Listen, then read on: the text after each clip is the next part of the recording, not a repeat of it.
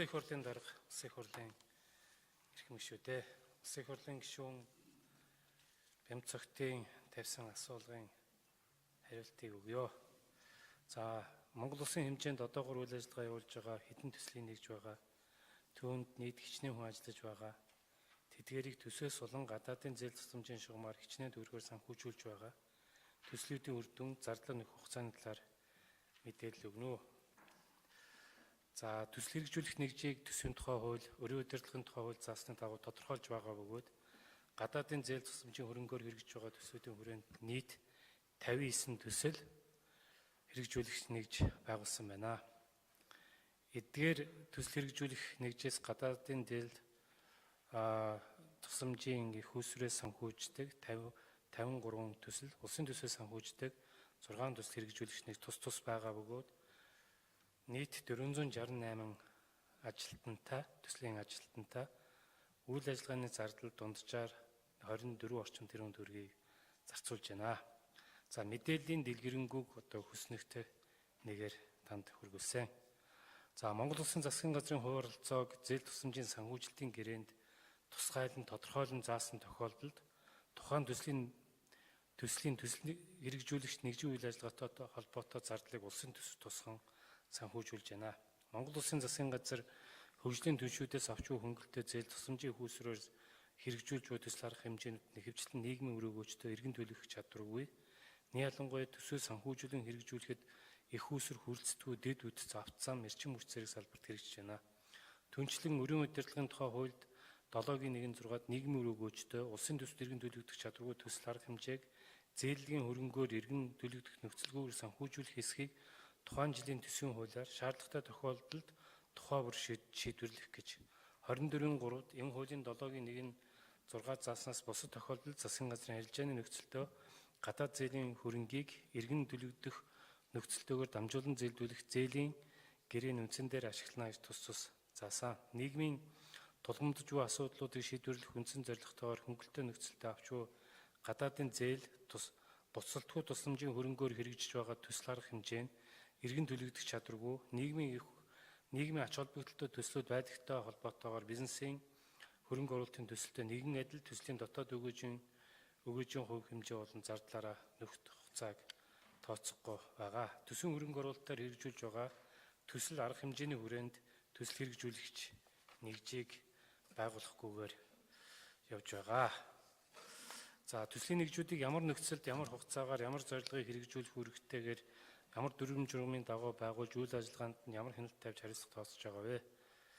За Монгол Улс 1991 оноос хөгжлийн албан ёсны тусламжийн хүрээнд түншлэгч орон олон улсын байгууллагаас хөнгөлөлтөө нөхцөлтөө зээл буцалтгүй тусламжийг авч ашиглаж ирсэн. Гадаадын зээл тусламжийн хүсрээр санхүүжүүлэн хэрэгжүүлэх төсөл арга хэмжээг 2015 хүртэлх хугацаанд гадаадын зээл тусламжийг зохицуулах тухай хууль болон түүнийг дагалдан гарсан эрх зүйн актаар зохицуулагдж байсан. Улсын их хурлын 2015 оны 2-р сарын 18-ны өдрийн чуулганы нэгдсэн хурал данаар өрийн удирдлагын тухай хуулийг баталсан бөгөөд өмнө нь 10 гаруй салангат хууль тогтоомжоор зохицуулагдж ирсэн харилцааг энэ хуулиар нэгтгэн зохицуулж байна.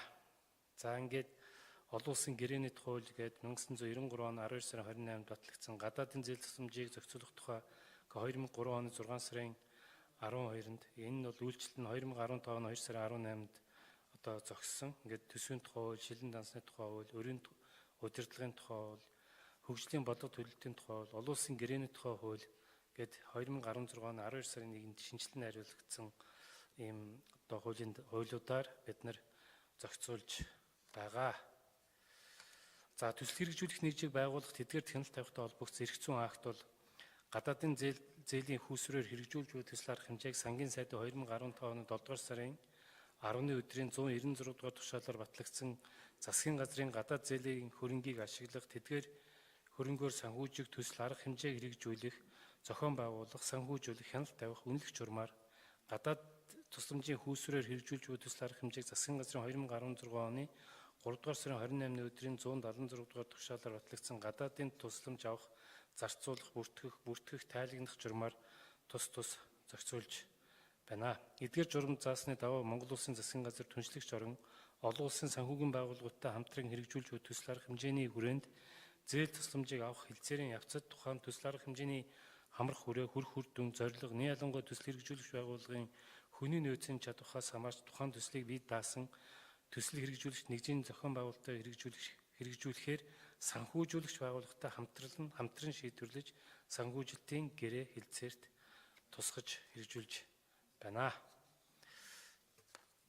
За өнгөрсөн хугацаанд ямар төслийн нэгж хичнээн төгрөгийн хөрөнгө оруулалт хийж үр дүнтэй хэрэгжсэн ба ямар нэгжүүд үр дүнгүй ажиллаж татан буулгасан бэ? Мөн зорилго үр дүндээ хүрсэн эсвэл хэрэгжих боломжгүй тодорхой болсон төслүүдийг татан буулгаж байгаа юу? За 2013-аас 2017 оны хооронд нийт 85 төсөл хөтөлбөрийг гадаадын зээл болон буцалтгүй тусламжийн хөрөнгөөр хэрэгжүүлснээс 61 төсөл хэрэгжүүлэгч нэгж байгуулж ажилласан. Эдгээрээс 61 төсөл хэрэгжүүлэх нэгжээс 14 төсөл хэрэгжүүлэгч нэгж нь тухайн төсөл арга хэмжээг амжилттай хэрэгжүүлж дуусгаснаар татан богдсон. Үлдчихвэл 47 төсөл хэрэгжүүлэгч нэгж нь төслийг үргэлжлүүлээд хэрэгжүүлж байна. Дуусгар болсон төслөөс амжилтгүй үр дүнгүй хэрэгжсэн төсөл одоогоор байхгүй өгөөд цаашдаа яг одоогоор татан буулгахаар төлөвлөж байгаа нэгж байхгүй байна.